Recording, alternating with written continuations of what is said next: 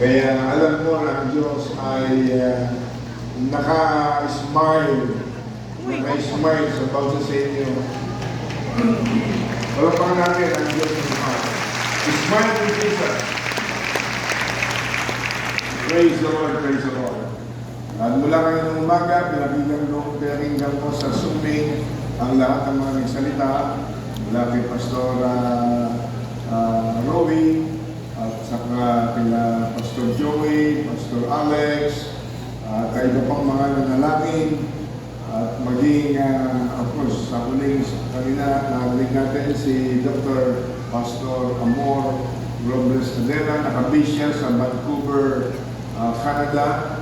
Umuwi lang siya rito, may mga event, siya ang ating international director, siya ang executive director ng GED Church Worldwide International Affairs. Counterpart niya rito sa Philippines si Pastor Reverend Moming Rivera, na siya ang executive director natin for Philippine Affairs. At nagpapasalamat din tayo, of course, sa entire leadership.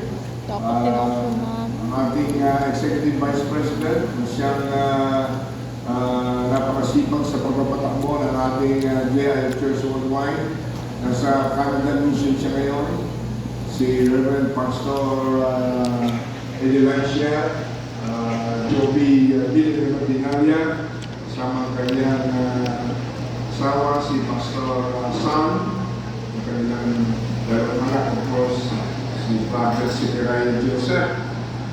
Naging dyan na kahapon doon sa eskwela sa Surrey, Canada, at saka si Connie.